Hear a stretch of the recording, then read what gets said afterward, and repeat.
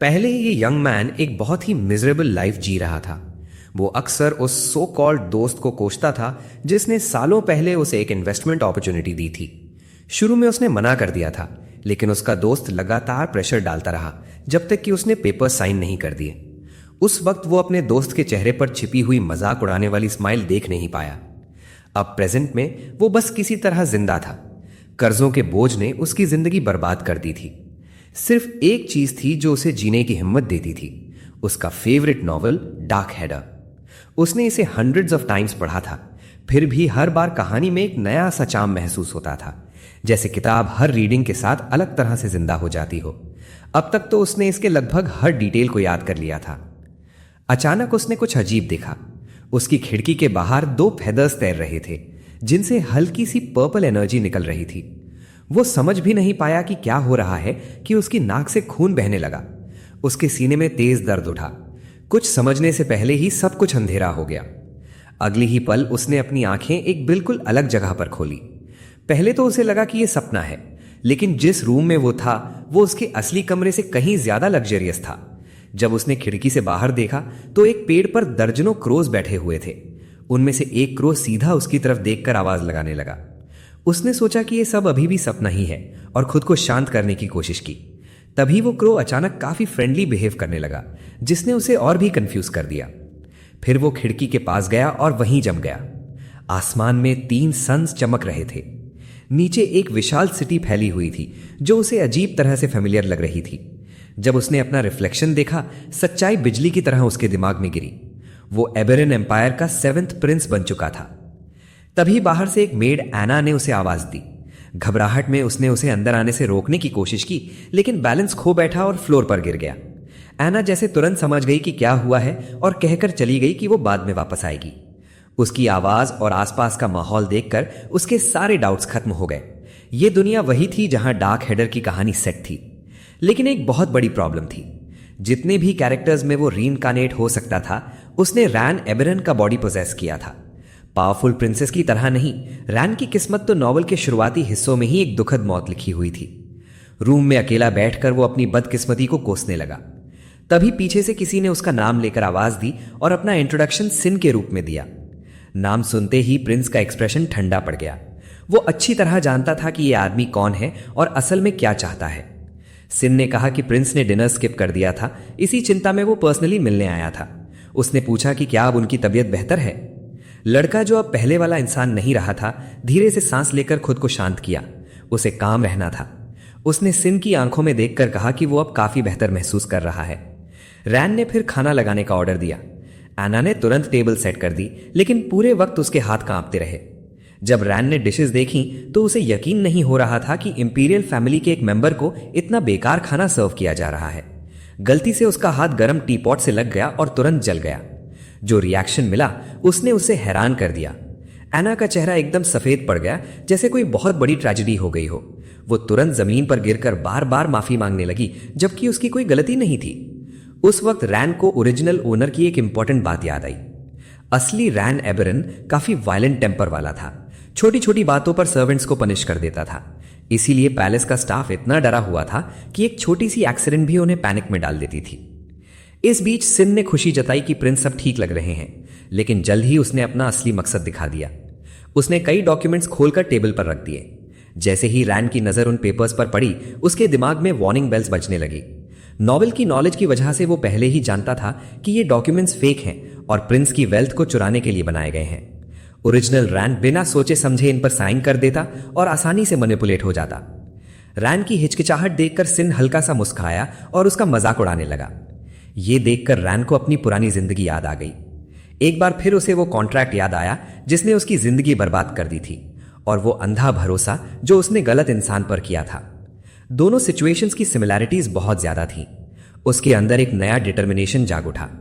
Sign करने के बजाय उसने शांति से डॉक्यूमेंट्स में मौजूद फिगर्स में मौजूद इरेगुलरिटीज की तरफ इशारा किया और वेस्टफुल स्पेंडिंग पर सवाल उठाए। सिन सच में हैरान हो गया कि प्रिंस ने इतनी डिटेल्स नोटिस कर ली थी। सेक्रेटरी ने बात को घुमाने और उस पर प्रेशर डालने की कोशिश की, लेकिन रैन अपना फैसला कर चुका था। वो अब किसी और के हाथों की कठपुतली बनकर नहीं जीना चाहता था। जैसे जैसे टेंशन बढ़ती गई, रैन ने जानबूझकर अपनी पॉकेट वॉच जमीन पर गिरा दी। महंगी वॉच टूटकर टुकड़े टुकड़े हो गई और कारपेट पर बिखर गई। उसने कैजुअली कहा कि यह बस एक एक्सीडेंट था, लेकिन असल में सब कुछ प्लान था। रैन जानता था कि सिन की असली इन्फ्लुएंस उतनी नहीं थी जितनी वो दिखाता था, इसीलिए उसने सोचा कि अब वक्त आ गया है इस आर्रोगेंट सेक्रेटरी को उसकी औकात दिखाने का। सिन के चेहरे पर उभरते गुस्से ने साबित कर दिया कि उसकी चाल काम कर रही है। उसे कुछ कहने का मौका दिए बिना रैन ने सारा ब्लेम उस पर डाल दिया और कहा कि उसकी वजह से डिस्ट्रैक्शन हुई और वॉच टूट गई। फिर उसने फ्लोर पर बिखरे हुए पीसेस की तरफ इशारा करके ऑर्डर दिया कि सिन खुद सब साफ करे। यह सुनकर सेक्रेटरी स्टन रह गया। एम्पायर में इंपीरियल फैमिली का स्टेटस लगभग देवताओं के जैसा माना जाता था। चाहे रैन एबरन रॉयल फैमिली का ब्लैक शीप ही क्यों ना हो, उसकी पोजीशन एक ऑर्डिनरी सेक्रेटरी से कहीं ऊपर थी। सिन ने मुश्किल से अपना गुस्सा कंट्रोल किया। अंदर ही अंदर वो प्रिंस से नफरत करता था और उसे एक निकम्मा शर्मिंदगी समझता था। रैन के काले बाल भी उसकी नफरत को और बढ़ा देते थे। फिर भी इंपीरियल ब्लड लाइन की अथॉरिटी के सामने उसके पास झुकने के अलावा कोई ऑप्शन नहीं था। अपनी बेइज्जती को निगलते हुए वो घुटनों के बल बैठा और फ्लोर साफ करने लगा। जब साफ सफाई पूरी हो गई, सिन ने कहा कि रूम अब क्लीन है, लेकिन जैसे ही वो जाने लगा, रैन ने आराम से पास रखे एक कप को लात मार दी और फ्लोर पर एक और नया मेस क्रिएट कर दिया। सेक्रेटरी उसकी तरफ अविश्वास भरी नजरों से देखने लगा, जबकि प्रिंस ने ठंडी आवाज में कहा कि थोड़ी और प्रैक्टिस उसकी क्लीनिंग स्किल्स को बेहतर बना देगी। ये बेइज्जती सिन को उसकी हद तक पहुंचाने लगी। फिर भी उसके पास इतनी पावर नहीं थी कि वो खुलकर विरोध कर सके। आखिरकार और अपमान बर्दाश्त ना कर पाकर सिन ने धमकी दी कि वो सब कुछ एम्प्रेस को रिपोर्ट कर देगा, लेकिन रैन पहले ही जानता था कि यह धमकी बेकार है। सेक्रेटरी का इंपीरियल फैमिली से कोई सीधा कनेक्शन नहीं था और वो सिर्फ उधार की अथॉरिटी का सहारा लेकर अपना रुतबा दिखाता था। रैन फिर एना की तरफ मुड़ा और उसे अपने कान बंद करने का ऑर्डर दिया। डर तुरंत उसकी आंखों में दिखने लगा और बिना किसी सवाल के उसने आज्ञा मान ली। जब रैन को यकीन हो गया कि एना कुछ नहीं सुन सकती, तब उसने ऐसे राज बताने शुरू किए जो उसके लिए जानना नामुमकिन होना चाहिए था। उसने सिन के सालों से छुपाए गए एम्बेजलमेंट, साजिशों और अनेक क्राइम्स को एक एक करके सामने रख दिया। हर इल्जाम के साथ सेक्रेटरी का चेहरा और ज्यादा पीला पड़ता गया, जब तक कि वो किसी ऐसे इंसान जैसा नहीं लगने लगा जो मौत को अपनी आंखों के सामने देख रहा हो। कुछ ही दिनों बाद सर्वेंट्स के बीच अफवाहें फैलने लगी। एना और कई मेड्स चुपचाप प्रिंस के अजीब बदले हुए बिहेवियर पर चर्चा करने लगी। वो समझ नहीं पा रही थी कि आखिर उसमें क्या बदल गया था। कुछ मायनों में वो पहले से भी ज्यादा डरावना लगने लगा था। फिर भी एक बात ने उन्हें थोड़ी राहत दी। रैन अब बहुत कम पैलेस से बाहर निकलता था।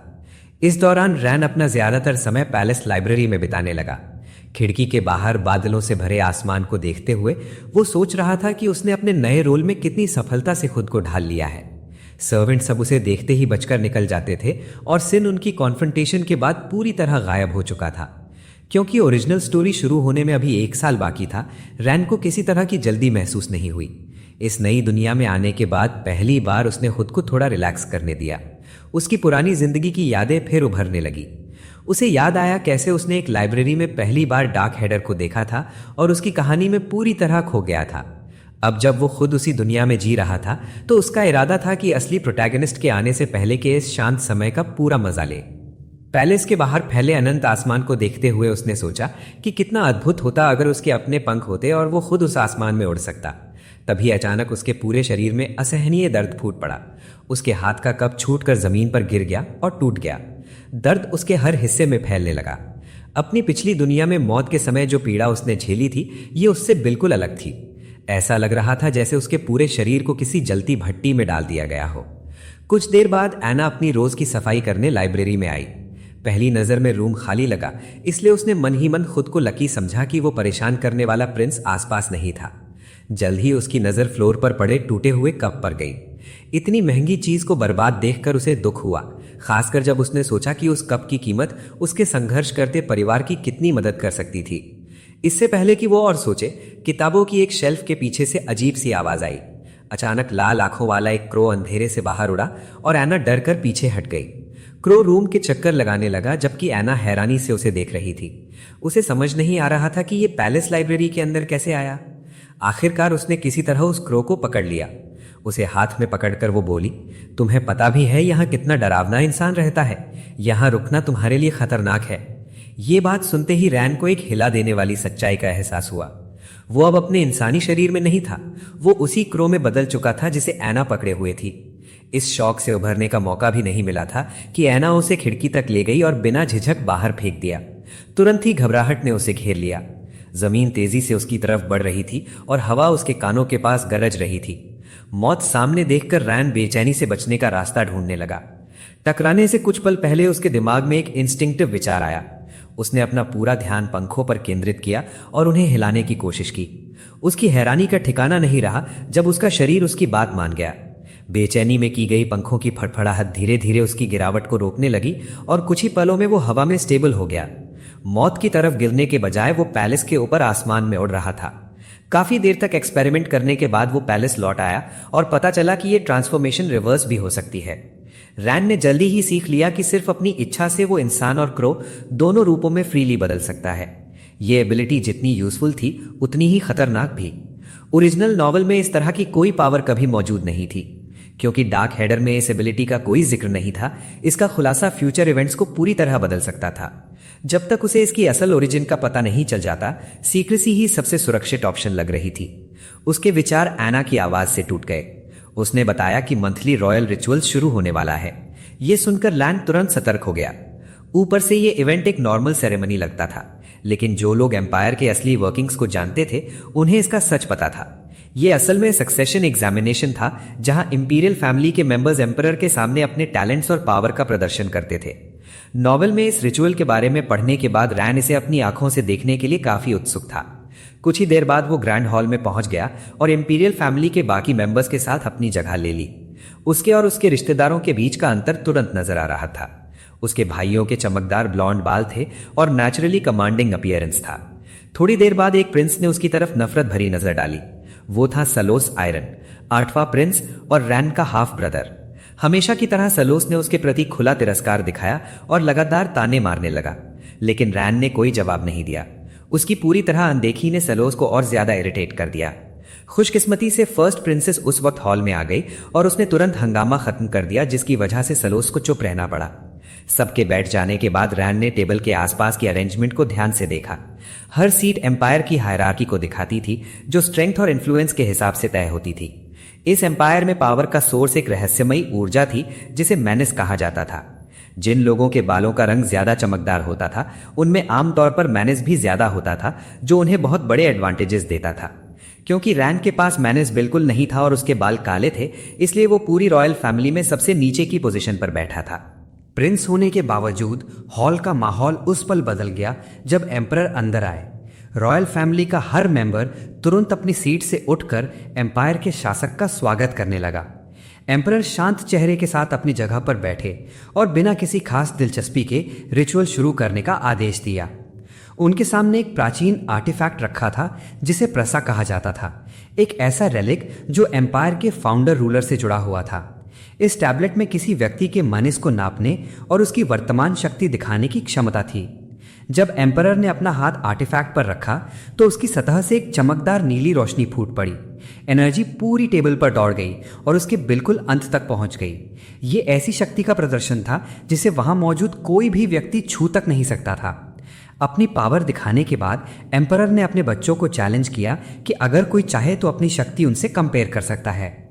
इस चैलेंज में जरा भी घमंड नहीं था, क्योंकि सब पहले से ही जानते थे कि नतीजा क्या होगा। जैसे उम्मीद थी, फर्स्ट प्रिंस ने चैलेंज एक्सेप्ट कर लिया। ऐसे डिस्प्लेज अब आम बात बन चुके थे, क्योंकि उसे सबको याद दिलाना पसंद था कि वो थ्रोन के सबसे करीब खड़ा है।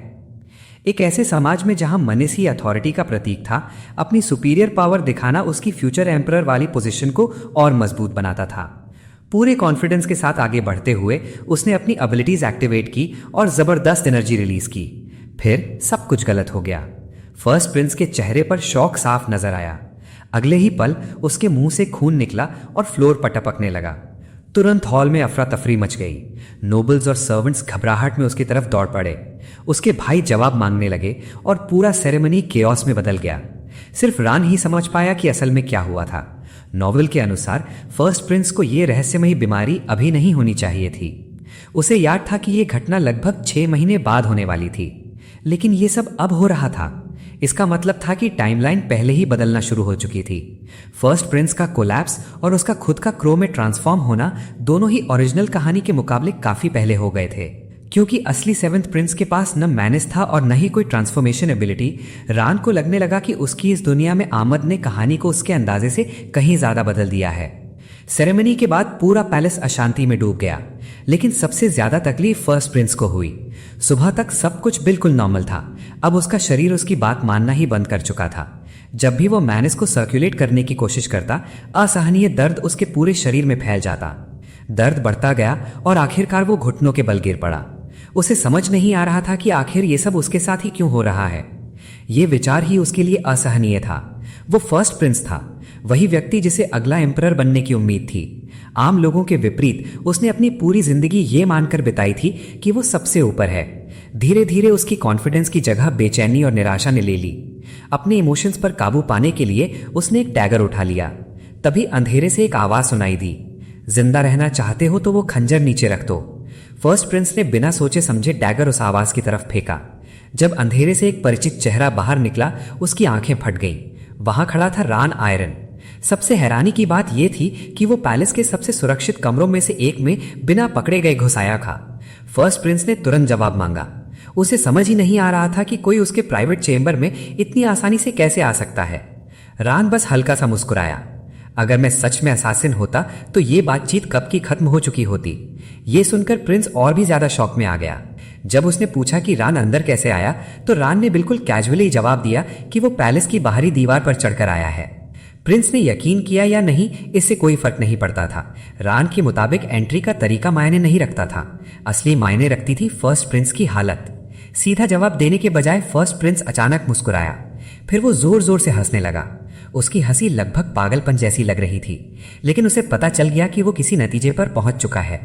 खुद को बहुत चालाक समझते हुए उसने रान पर इल्जाम लगाया कि उसने ही उसे जहर दिया है ताकि भविष्य में उस पर दबाव बना सके। उसे पूरा यकीन था कि उसने सच्चाई पकड़ ली है। इसी भरोसे में उसने रान पर हमला करने की कोशिश की, लेकिन वार करने से पहले ही रान ने शांत आवाज में कहा, जो दर्द तुम अब महसूस कर रहे हो ये तो सिर्फ शुरुआत है।